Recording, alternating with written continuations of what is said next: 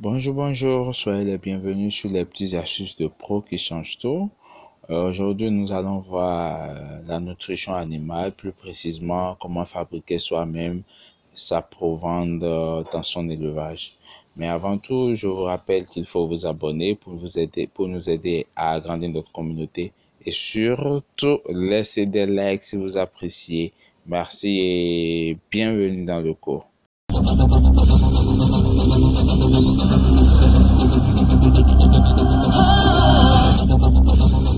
Bonjour, chers amis du monde agricole. Bonjour, madame, mademoiselles et messieurs.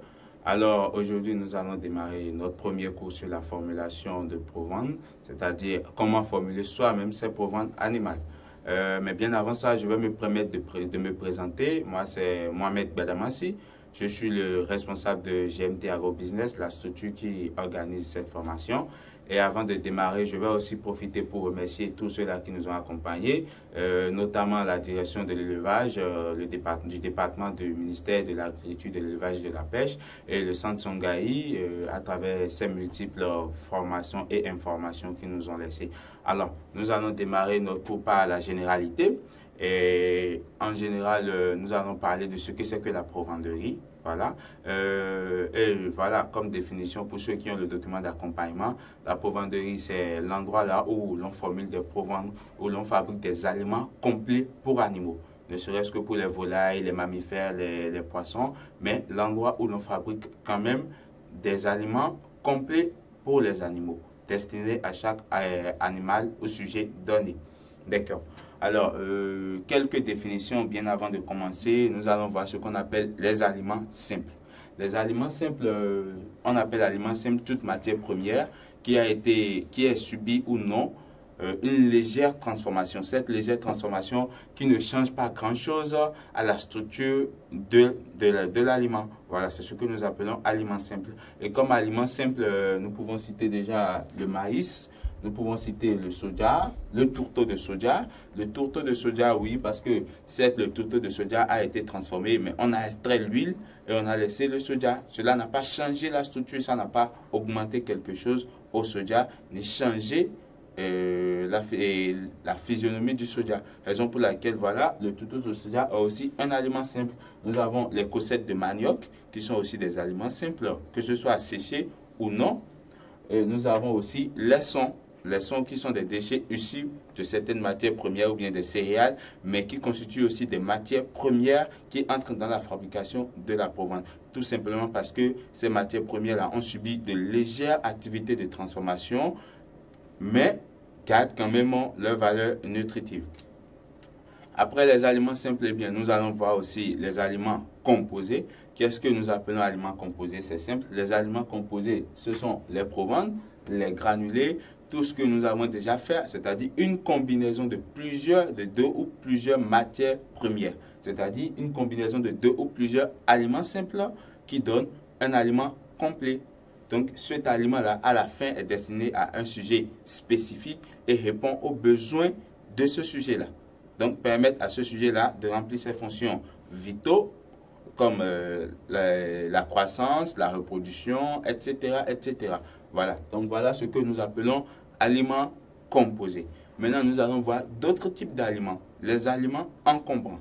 Qu'appelle-t-on aliments encombrants? Eh bien, les aliments encombrants, ce sont des matières premières qui entrent dans la fabrication de provende, mais qui ont un taux d'humidité élevé à 20%.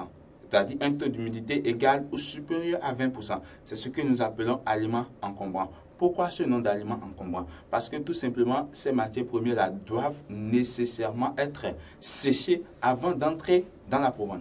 Si ces aliments ne sont pas séchés et que nous les mettons dans la provende, nous risquons de faire fermenter la provende.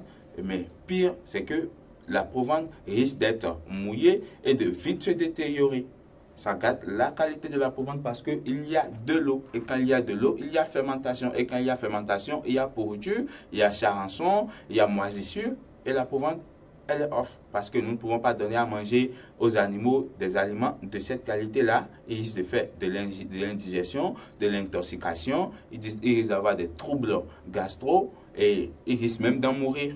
pour certains animaux. Voilà. Après avoir vu les aliments encombrants, nous allons voir quelques sous-produits valorisés en provenderie, c'est-à-dire quelques déchets issus de la transformation de certaines matières premières qui sont valorisés en provenderie. Et parmi ces déchets-là, nous avons les tourteaux de coton.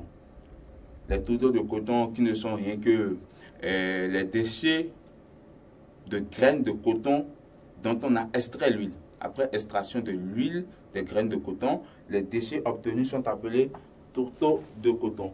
Ça, c'est du tourteau de coton. Mais à part le tourteau de coton qui est valorisé en provenderie, nous avons aussi les tourteaux de soja qui sont valorisés en provenderie. Qu'appelle-t-on tourteau de soja? Eh bien, les tourteaux de soja, ce sont les déchets issus de l'extraction de l'huile végétale du soja. Au Bénin, vous en voyez pratiquement avec Fluidor. Fluidor qui est le grand distributeur des tourteaux de soja au Bénin parce qu'il transforme beaucoup l'huile de soja. Et c'est de l'huile végétale qui est très bon pour la santé. Mais après l'extraction de l'huile, les tourteaux sont consommables par les animaux. Ils ne sont pas consommables par les humains, bien sûr, mais par les animaux, ils sont consommables. Et tant que vous ne dépassez pas la limite d'incorporation de cette provende, de cette matière première dans la provende destinée pour l'animal, eh bien, il n'y a aucun risque. Donc, c'est très riche en protéines aussi, et ça constitue la principale source de protéines dans la plupart des provandes que nous voyons sur le marché. Après les tourteaux de soja, eh bien, nous avons le sulfate de fer. Ça, c'est du sulfate de fer. C'est pas une matière première comme les autres, c'est un produit qui a été un peu travaillé pour pouvoir atténuer le tourteau de coton. Pourquoi? Eh bien, le tourteau de coton contient un anti-nutritionnel. Lorsque le tourteau de coton entre dans une formulation de provende, il faut nécessairement accompagner avec du sulfate de fer pour atténuer cet antinutritionnel qui se trouve dans la provende au risque de ne pas voir les animaux tomber malades. Donc, ça, c'est du sulfate de fer. C'est beaucoup plus un produit chimique quand même qui est fait pour atténuer, sinon pour anéantir l'effet de l'antinutritionnel qui se trouve dans le coton. Donc, après le sulfate de fer, nous allons voir les coquilles d'huîtres. Les coquilles d'huîtres, vous savez, les animaux, ils ont besoin aussi de calcium. Donc, les coquilles d'huîtres sont beaucoup plus ce que nous utilisons comme source de calcium dans la provende animale. Ça, c'est les coquilles d'huîtres. Donc, c'est des coquilles d'huîtres concassées, qui ont été concassées, moulues, pour pouvoir être incorporées dans la provende alimentaire. C'est moulu parce que tout simplement, lorsque ce sera en grain, les animaux ne pourront pas digérer. Donc, c'est des coquilles qui ont été moulues avant d'être incorporées dans la provende et qui sont constituées une grande source de protéines pour les animaux. Eh bien voilà, nous regorgeons d'énormes sources de protéines. Et voici encore une autre source de protéines qui est la farine de poisson. Le poisson, c'est une source énorme de protéines, nous le savons tous, et c'est la source de protéines qui n'a pas de cholestérol, donc pas de risque d'engraissement au niveau de nos animaux. La farine de poisson, eh bien ça, c'est des déchets de poisson, de petits poissons, d'os de poisson, de petits poissons, d'os de poisson qui sont sur le marché. Vous pouvez recycler avec les bonnes dames, les os, les têtes de poisson et autres pour torréfier, et ensuite vous envoyez au moulin pour moudre la farine. Donc ça, c'est la farine de poisson, c'est de petits poissons qui ont été moulus et qui a donné ceci et qui constitue une énorme source de protéines. Vous pouvez aller jusqu'à 52% de protéines sur certaines farines de poisson. Voilà, donc ça, c'est la farine de poisson et c'est une grande source de protéines. Les animaux en raffolent d'ailleurs, mais attention, il ne faut toujours pas dépasser la limite d'incorporation. Parce que, voilà, quand c'est trop dans la provende, ce n'est plus bon. Ça se sent au niveau de la viande. Donc, pour ceux qui font attention, quand ils mangent, vous sentirez que lorsque ce n'est pas bien, vous mangez de la viande, mais vous sentez une petite arrière-odeur dans la viande. C'est comme ça. Quand vous dépassez la limite d'incorporation, eh bien, ces choses-là entrent dans la viande et, voilà, l'odeur n'est pas trop agréable. Donc, tel que je le disais, pourquoi est-ce que nous manquons beaucoup diverses sources de protéines, d'énergie? Parce que tout simplement, la formulation de provende dépend aussi de la zone. Celui qui est dans le nord profond, par exemple, ne peut pas faire la même formulation, sinon utiliser les mêmes matières premières que moi qui suis dans le sud. Nous n'avons pas les mêmes ressources. Donc voilà, ça c'est une autre ressource, encore une autre richesse de protéines. Et ça, c'est le tourteau de palmiste. C'est les tourteaux de palmiste, donc c'est les déchets obtenus après extraction d'huile palmiste. Donc lorsque on extrait l'huile rouge, il y a la coque, on casse la coque, nous avons les noix palmistes et il y a de l'huile palmiste. Donc quand on fait l'extraction de l'huile palmiste, il y a un déchet. Ça, c'est les tourteaux de palmiste qui sont aussi bien riche en protéines qu'en énergie. Et voilà, ça entre aussi dans la formulation de provence. Ce n'est pas consommable par les humains, mais elle est consommable par les animaux. Donc, elle entre dans la formulation de provence en fonction de sa zone. Donc, ceux qui sont dans le plateau, ceux qui sont dans le zoo, et Ketou, Sakete, Takon par là, peuvent en raffoler parce que c'est beaucoup plus disponible là. Mais les sons de blé, ce sont des déchets obtenus après avoir travaillé le blé. Et ces déchets-là ne sont plus consommables par les humains. Mais qu'est-ce qu'il faut faire? Est-ce qu'il faut jeter? Non, il faut leur donner une valeur ajoutée. Donc voilà, les sons de blé sont utilisés pour nourrir les animaux. Mais attention, on ne les donne pas à tous les animaux.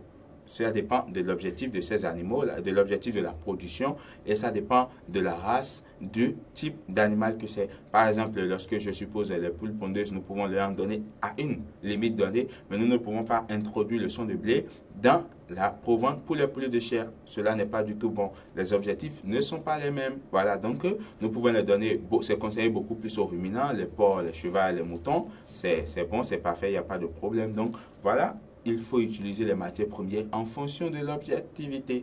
Donc voilà, ça c'est du son de blé et ça entre aussi dans la formulation de provence. C'est sur ce que nous allons arrêter les présentations de matières premières pour passer à autre chose.